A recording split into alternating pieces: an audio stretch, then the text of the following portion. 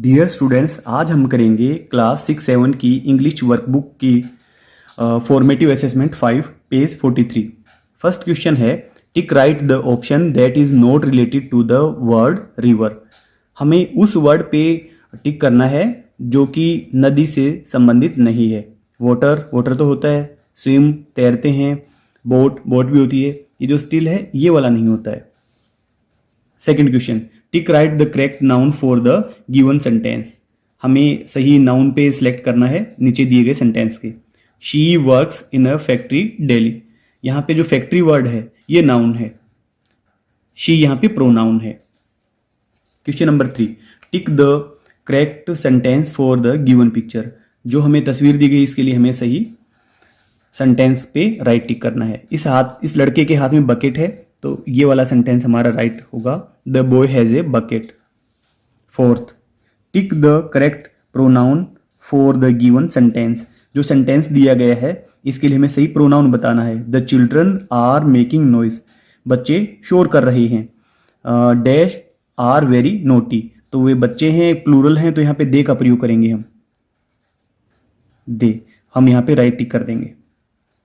Question number 5, read the given story and right the correct sequence of the pictures.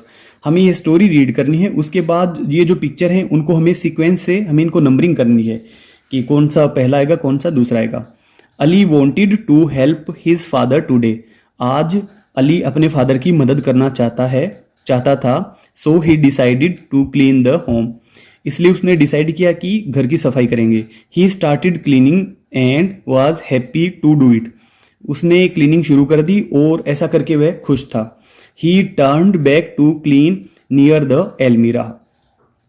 He turn back to clean, वह जैसे अलमारी के पास में सफाई करने के लिए पीछे मुड़ा। He did not notice that his PAT walked into the room. वह नोटिस नहीं कर पाया कि उसका पैट रूम के अंदर चला गया है। ही वॉज बिजी क्लीनिंग, वह सफाई करने में बिजी था। एज ही टर्न अगेन, जैसे ही वह पीछे मुड़ा, ही सा मार्क्स ऑफ पो, तो उसने देखा कि पैरों के निशान हैं फर्श के ऊपर। He was sad as all his hard work got wasted. वह बड़ा उदास हुआ कि उसने जितना भी हार्ड वर्क किया था वह सभी वेस्ट हो गया।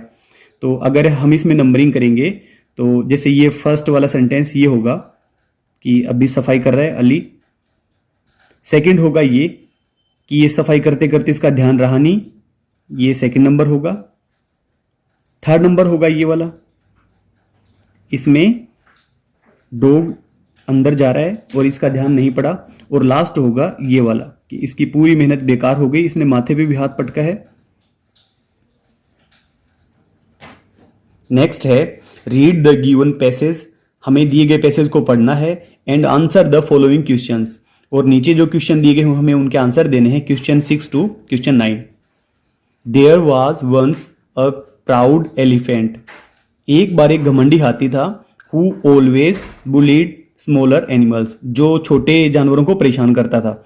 ही would go to the anthill near his home and spray water at the ends.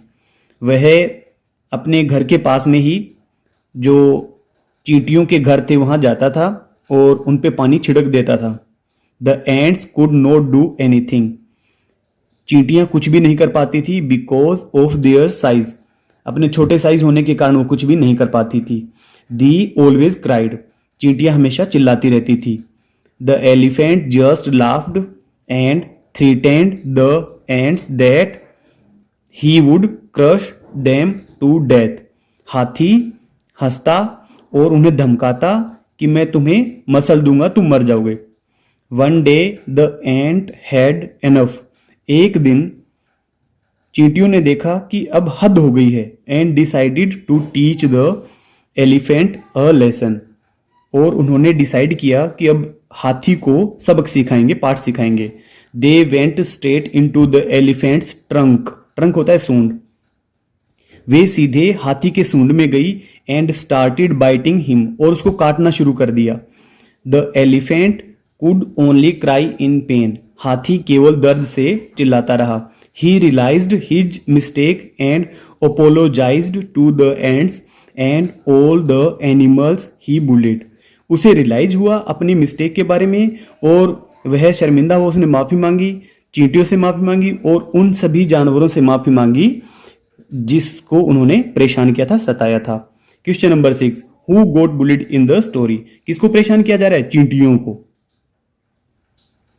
Ants. Who is big and who is small in the story? Elephant is big,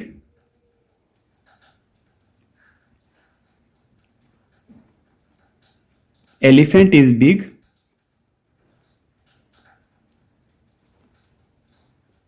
and ants are small। यहां पे नीचे लिख देते हैं, हाथी बड़ा है और चींटियां छोटी हैं।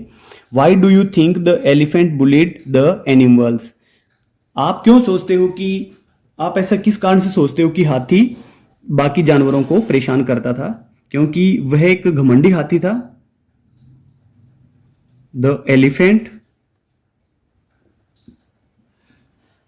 वाज प्राउड, वह घमंडी हाथी था,